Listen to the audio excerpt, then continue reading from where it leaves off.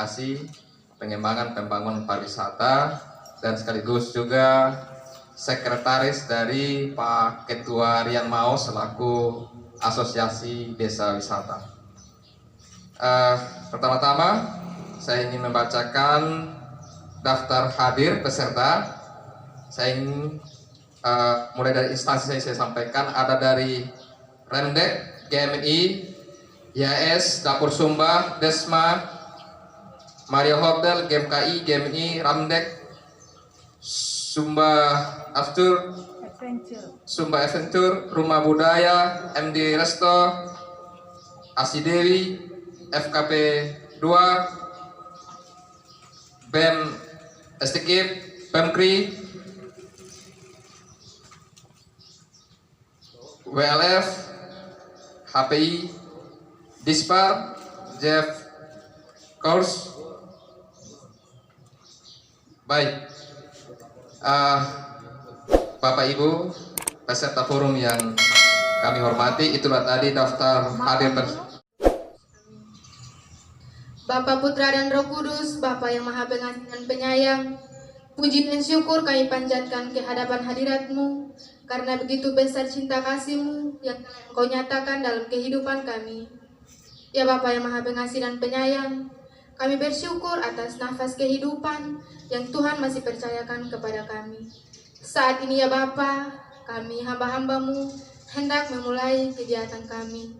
Kami mohon pertolongan-Mu, turunlah terang Roh Kudus-Mu ke dalam pikiran dan hati kami, sehingga apapun yang kami boleh dengar sebentar, boleh kami tuangkan dalam kehidupan kami.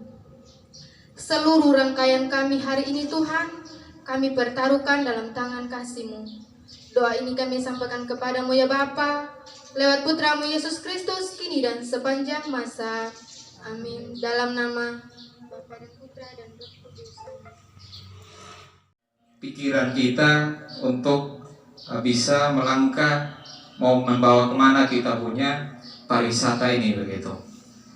Nah, berbicara mengenai pariwisata, tentunya ini menjadi sesuatu yang sangat berat untuk kita kalau hanya dipikirkan oleh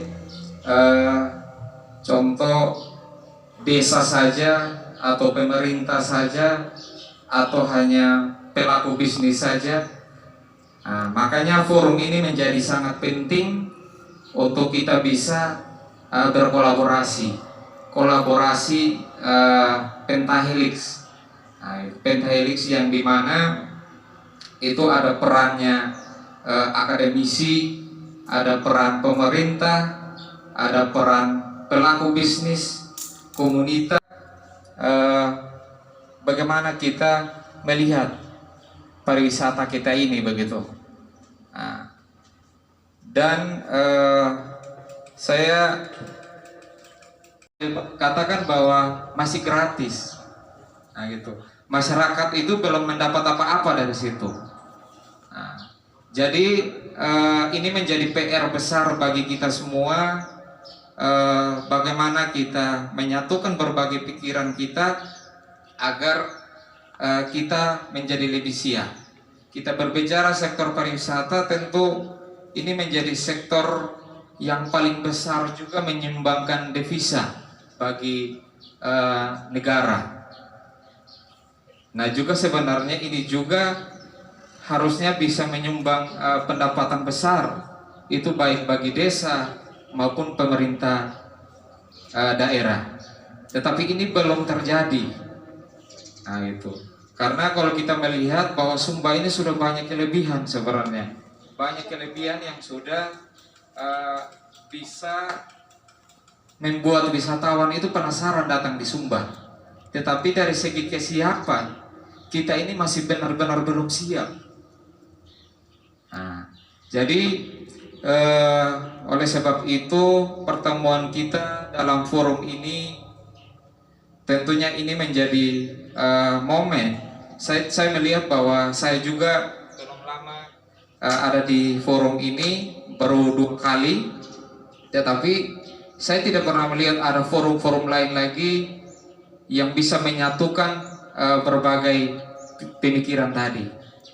Nah, oleh sebab itu ya saya sangat berharap bahwa semua elemen ini kita hanya tidak sebatas datang, menghadiri, terus habis itu ini kita berpikir bersama-sama, dan juga ada komunitas. Komunitas itu sangat penting. Komunitas masyarakat dan komunitas, ya ini bisa mengambil peran juga dalam hal bagaimana menyadarkan masyarakat dan juga memberikan apa namanya support semangat kepada masyarakat. Nah, begitu. Jadi jika semua ini kita berkumpul dalam forum ini dan kita bisa merasa apa namanya merasa penting untuk kita bisa memajukan pariwisata, saya rasa bahwa mungkin 5 tahun atau 10 tahun ke depan Kabupaten Sumba Barat Daya mungkin sudah ada perubahan besar yang terjadi dari segi pembangunan pariwisatanya. Nah, gitu. Mungkin untuk sementara itu dulu dari kami, dari forum. Ya, saya juga sebagai wakil ketua dari Ibu Demta, sekaligus sebagai ketua Asosiasi Desa Wisata Kabupaten Sumba Barat Daya. Ya, kami juga akan berpikir, kami sebagai jiwa orang muda, kami akan berusaha keras apa yang kami bisa, baik dari pemikiran dan segala apapun yang kami punya, kami akan bisa sumbangkan untuk kita sama-sama memajukan pariwisata Sumba Barat Daya. Sebagai travel agent, saya juga tidak mewakili Asita karena memang Bapak Ibu di SPD kita di Sumba belum kita bentuk Asita, Asosiasi Travel Agent. Masalahnya kita anggotanya terbatas. Untuk diketahui Bapak Ibu bahwa kita di SPD yang paling banyak organisasinya, luar biasa. LSM banyak sekali, asosiasi banyak sekali, dari HPI, PHRI, Asidewi, Forum Pariwisata, bahkan dulu ada TMO, luar biasa. Nah, Asita kami memang terbatas Bapak Ibu karena minimal 5 anggota atau 5 travel agent yang ada di wilayah itu baru bisa dibentuk. Kalau saya Sumba sih bisa aja. Pertimbangan kami kenapa koordinasi terlalu jauh kalau sampai Sumba Timur. Jadi kami menunggu sampai 5 atau 6 agent. Nah, untuk di SPD saya dengan Pak Hugo saja, Bilbo Tour and Travel dan Sumba Adventure Tour and Travel. Jadi kami hanya berpikir bagaimana versi kami saja, tidak bisa berbuat banyak sebetulnya. Nah, catatan saya yang pertama adalah kita berbicara mengenai pariwisata secara umum saja Bapak Ibu. Kami dari kacamata travel agent memang tamu-tamu dari luar sekarang sepi, tidak ada yang datang. Kenapa? Terlalu ketat, tidak bisa.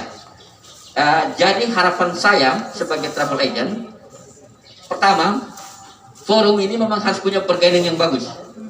Cuma memang saya koreksi catatan forum ini. Minta maaf, Bu Demta terlalu sibuk, terlalu banyak yang beliau kerjakan. Memang harus saya koreksi itu karena beliau terlalu banyak.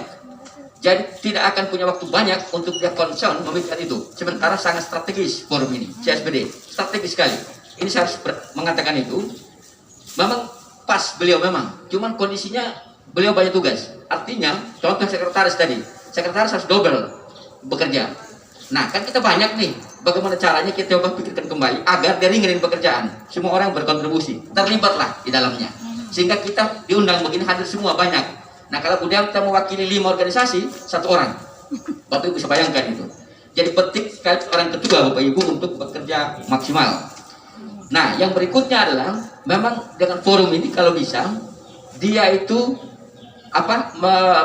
ke pemerintah mengusulkan agar memaksimalkan market dalam negeri. Artinya seperti yang Bu Demta katakan, tur dalam negeri deh. Eropa nggak mungkin datang dia. Sebaiknya bagaimana tur dalam negeri, tapi diperketat prokesnya. Prokesnya diperketat. Terus dalam negeri, luar negeri itu nggak mungkin. Saya dengan Pak Hugo ini susah.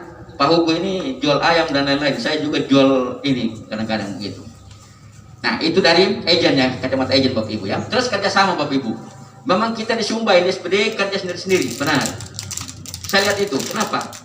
Udah tahu kondisi seperti ini, kita mau bikin special offer atau penawaran khusus, harganya semua tidak bagus. Restoran dengan harganya yang tidak turun, hotel dengan harganya yang tidak turun, dan lain sebagainya, airline. Kalau kita di kota besar, Bapak Ibu jelas dia. Ketika kondisi seperti ini, agent atau siapapun membuat special offer, dia kerjasama. Ini harga hotel, mohon maaf.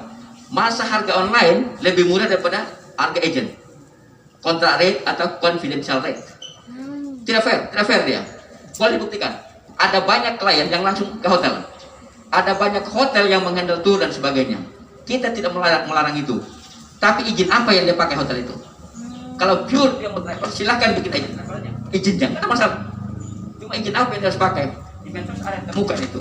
Bahwa dia promo hotelnya, kamarnya, terus dia handle tournya. Event di luar dia handle dan sebagainya. Itu fakta. Orang punya hak semua, ya, tapi kan punya aturan. Terus kalau kita buat special offer misalnya, tolonglah hotel juga kasih harga yang bagus ke agent. Sehingga dia ya bisa membuat harga penawaran yang bagus bersaing ke sana. Tapi kalau tidak, misalnya airline dipermudah tiket ke sini. Terus hotel kontrakannya seperti apa? Restoran. Kami yang punya mobil karena kami di agent hanya punya mobil, pasti harga di bawah. Mungkin 70% kita open misalnya. Sehingga semua jalan, sehingga semuanya jalan tadi. Kalau tidak, semua dengan sendiri-sendiri, ya susah. Itu kerjasama penting sekali Bapak Ibu. Terus dari, ya ini pemerintah belum datang ya, jadi tidak enak juga kita. Menurut saya kalau tamu Eropa udah nggak tertarik dia. Domestik mungkin, tapi kalau domestik yang kritis dia nggak terlalu mau. Eropa, pengalaman tamu saya nggak suka mereka. Datang dengan iklan di situ dan seterusnya, kayu modern dan sebagainya. Terus yang di Tenggara yang toilet itu sampai sekarang dibungkus katanya toilet itu ya, dibungkus dengan alang atau bambu dan sebagainya. Gimana? Sudah dibungkus. Itu konsep-konsep seperti itu. Masa sih mau bangun itu tidak ada pemikiran seperti itu? Itu banyak hal lah. Jadi untuk pembenahan di waktu yang kosong ini, maka kita untuk saling tadi itu dengan forum ini berdiskusi, berpendapat, sharing dan seterusnya. Sehingga karena kita ya benar yang dikatakan tadi Pak ini bahwa kita ini butuh semua banyak orang, nggak bisa sendiri. Saya pun bisa sendiri, perlu pemerintah dan teman-teman lain. Nah kalau kita maunya udah sendiri-sendiri, bahaya itu, sangat berbahaya. Mungkin itu yang saya bisa sharingkan Bapak Ibu. Yang jelas sekarang ini, kedepannya juga nanti mungkin saya berpikir bahwa dengan Labuan Bajo dia nanti itu, memang kita harus dorong agar ada dari flight dari sana ke sini atau minimal kapal cepat. Sehingga misalnya rutenya memang mereka rugi katanya waktu itu Garuda dan seterusnya, tapi tetap didorong karena potensi yang ada, yaitu tadi dari Denpasar, Labuan Bajo sini, karena di luar negeri begitu mereka bikin paket Bapak Ibu, di NTT susah sekali dapat connecting yang tepat. Karena dia 1 tahun 2 tahun sebelumnya dibikin program tour Indonesia, udah oke di situ, tamunya datang, grupnya datang, schedule-nya berubah semua, timetable-nya, rutenya berubah. Stresnya agen Eropa membuat program. Jadi kerjaan kami seperti itu Bapak Ibu. Kami ini kontrak 2 tahun sekali dengan luar negeri. Jadi begitu turnya dibikin itu misalnya, dia udah hitung 2 tahun kapan datang. Rute pesawat dia sudah tanya. Nah, waktu berjalan kan berubah nih. Kesulitan agen-agen luar ini mau mengikuti rute itu. Jadi memang kita di NTT kesulitan untuk rute pesawat itu. Ya jangan heran kalau kita susah dapat tamu. Karena Eropa dengan kita, dengan rute pesawat tadi selalu berubah. Jadi agen pusing. Apalagi kalender of event-nya tidak jelas. Masalah dan seterusnya. Jadi masalah kami di agen Bapak Ibu, tamu Eropa ini memang susah. Dan sekarang tidak bisa. Makanya kalau bisa kita ini domestik saja. Bagaimana caranya pemerintah mendorong agar galakan tur dalam negeri, jadi orang Jawa, orang Jakarta dan sebagainya, ke NTT deh, Labuan Bajo, Sumba dan Timur dan seterusnya, tapi prokesnya ketat, sehingga bisa hidup kembali, ojek dan seterusnya Pak, kita ini bisa hidup kembali, restoran dan seterusnya. Satu, tolong PHI juga ini, punya niat baik juga untuk melihat kembali harga-harga kontrak rate. Masa harga-harga hotel online lebih murah daripada agen lokal atau kontrak rate? Tidak fair. Kalau saya kebetulan lama di Bali Bapak Ibu, kalau hotel besar dia punya hak kontrak rate, confidential tarif namanya, jadi jelas.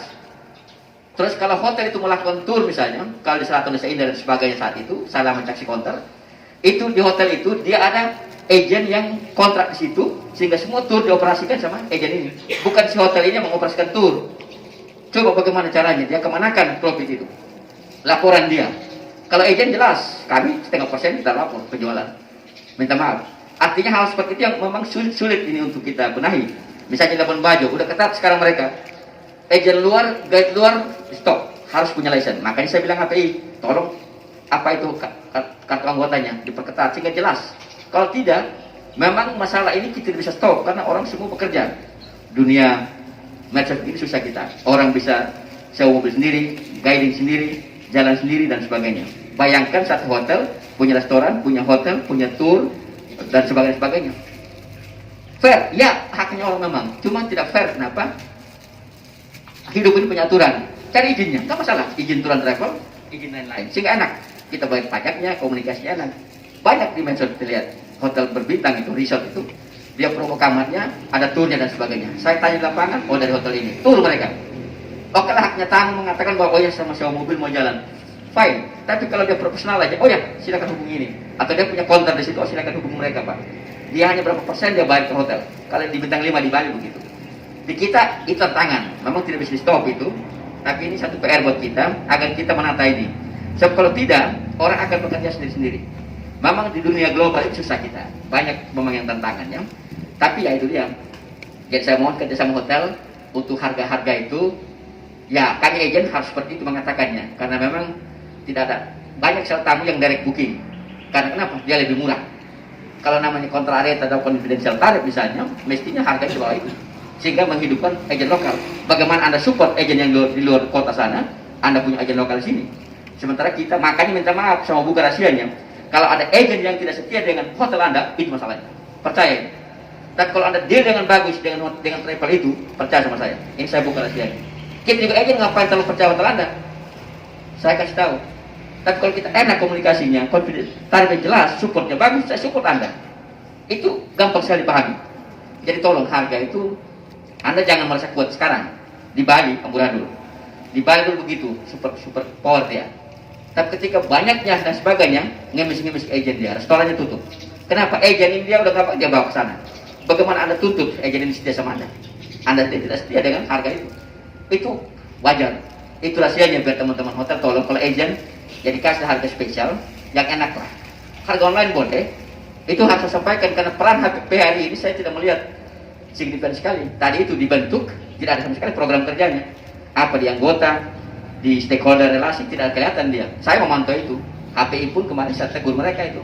Tolonglah saya bilang program kerjanya, transparansi dan seterusnya. Kalau ibu dia baca WA saya itu, saya menyampaikan itu. Karena kita harus profesional Bapak Ibu. Manajemen organisasi penting, disiplin penting. Kita di pelaku pariwisata harus komit, harus disiplin, harus bisa dipercaya. Servis begitu. Kalau tidak dipercaya, bisnis is a trust. Bisnis adalah kepercayaan. Ketika kita tidak dipercaya, selesai dia. Saya si agent tenang-tenang aja. Tapi tunggu, mohon maaf, kalau sudah cuma ada banyak hotel, kita lihat. Saya ngomong, di Bali begitu, ada banyak restoran di kita mandi tutup gara-gara itu. Hotel-hotel berantakan, operasional cost kan tinggi ini hotel. Travel agent kan begitu-begitu aja. Jadi tolong hotel juga mengerti untuk hal seperti itu. Kalau kita agent lokal ini punya izin yang jelas, saya harus menyampaikan itu. Jadi tolong di beberapa catatan itu, saya kira itu dari saya. Prinsipnya yang terakhir adalah kerjasama tadi dengan forum ini. Tolong Bu Diamta bagaimana caranya, sampai kapan berlakunya pengurus itu. Kasihan orang ini, tidak maksimal. Sementara strategi sekali forum ini. Nanti bagaimana caranya, dan kepengurusan ini tolong lebih aktif. Ya resikonya sebagai pemimpin kembali lagi ya. Saya sih bukan dari kenyataan, cuma kebetulan saya udah lewat. Terima kasih Om Philips. Nah, ini saya sudah sampaikan juga waktu dengan rapat dengan Pak Bupati.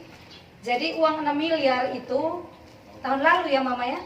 Iya, tahun lalu itu Kementerian Dalam Negeri menyelenggarakan namanya Lomba Inovasi Daerah.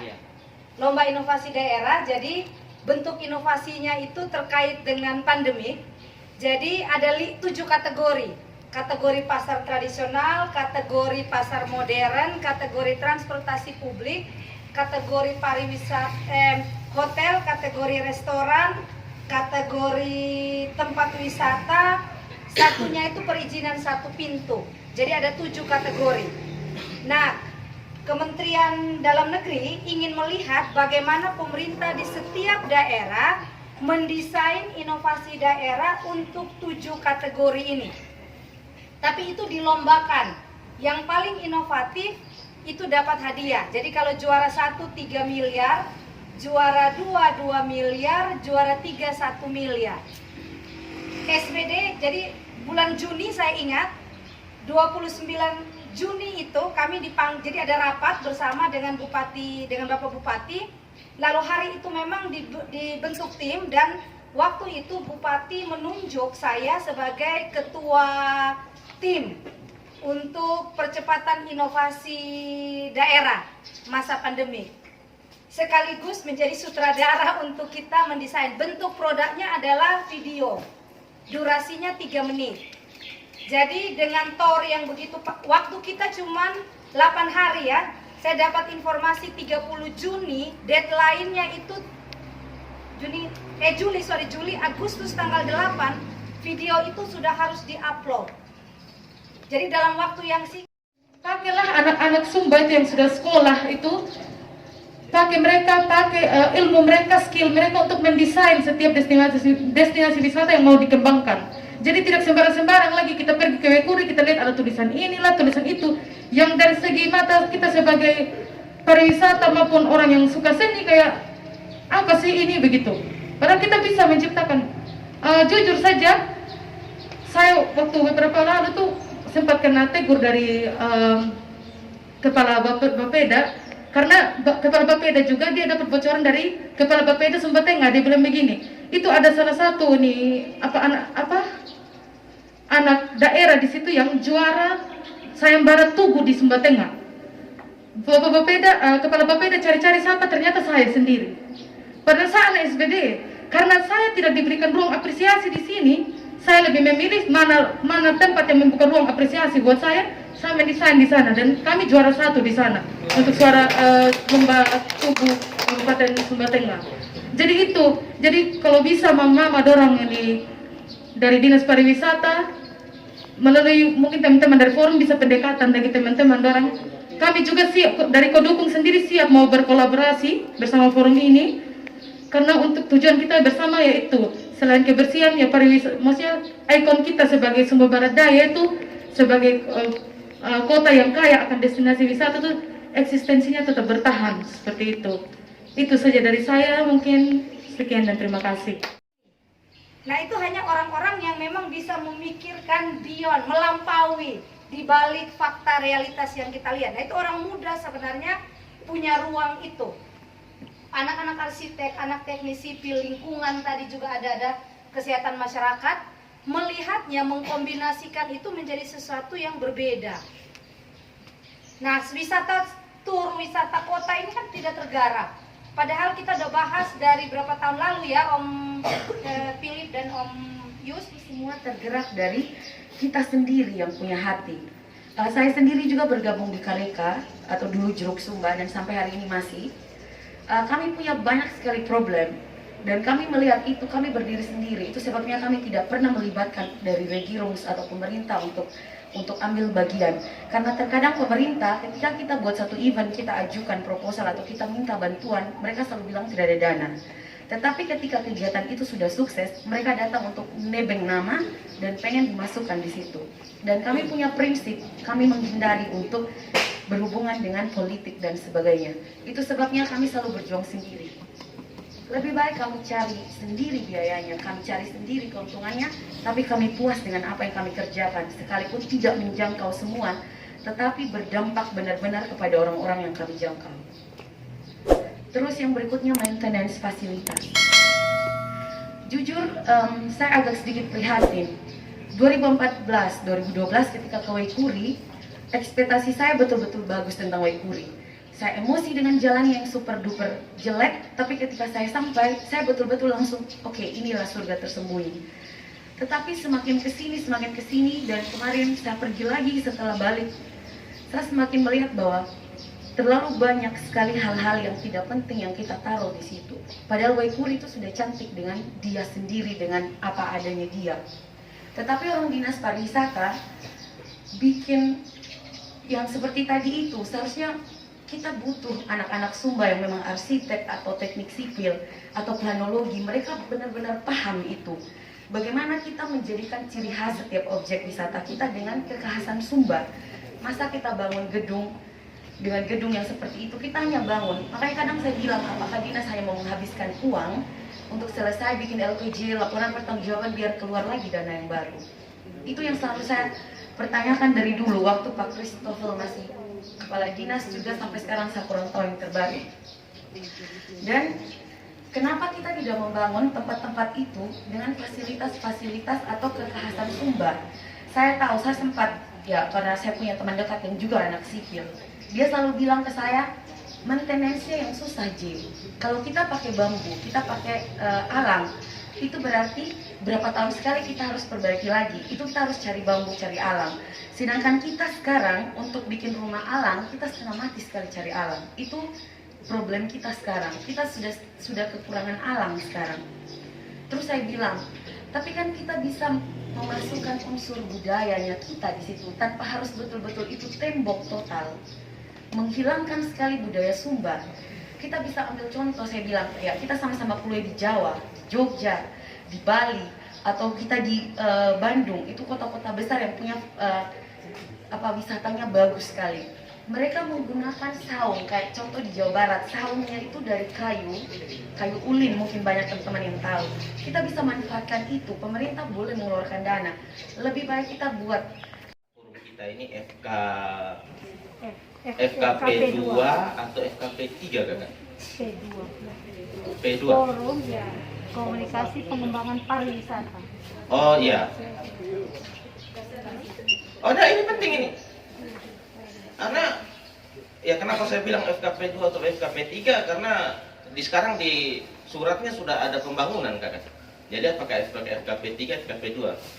Nah itu nanti mungkin dikoreksi secara ini, karena kita kalau buat forum kan sedikit lebih formal dan resmi seperti ini. Kita buat undangan ke orang-orang penting di situ, ada tidak dia dicapnya saya lihat FKP 2 gitu kan, tapi di kop suratnya FKP 3. Makanya tadi saya pikir meetingnya di jam 1, ternyata di jam 2. Karena Saya salah. pariwisata. Nah, apalagi sih pariwisata kita sudah bagus sih kan. Kalau misalnya tadi ada varian yang ngomong 6M, ya kami malah juga tidak tahu. Bapak kami kan di level profesi itu bukan tidak. Ya makanya Bapak ngamuk tidak pada tempatnya karena kami tidak tahu. Gitu. Saya pikir seperti itu sekarang kita ngomong ke juga bingung mau ngomong apa di sini. Maksudnya ya seperti itu. Terima kasih tadi kalau misalnya saya berharap forum yang bagus ini kita buat sebagai satu organisasi yang lebih ke advokasi lah. Kalau misalnya memang tadi advokasi ke hal-hal yang berkaitan dengan pengembangan ini, kita pendekatan ke pemerintah. Kebetulan di sini ada Ibu Kabit, terima kasih. Nah, karena ya kenapa saya bilang pesimis tadi, minta maaf saja kakak, karena kita juga sudah lama di forum ini ya. Kalau misalnya sekarang saya lebih halus kakak tahu kalau saya ngomong di lebih ngamuk-ngamuk begitu, hanya karena ya karena saya bilang tadi pesimis begitu, tapi karena kita sudah regenerasi pengurus ya lebih optimis begitu. Mudah-mudahan kita ada perubahan. Jadi suara yang kita omong di forum ini juga didengar oleh yang pengambil kebijakan, atau misalnya tadi di sisi-sisi pentahelix yang sudah dikemukakan oleh Ketua Asi Dewi tadi.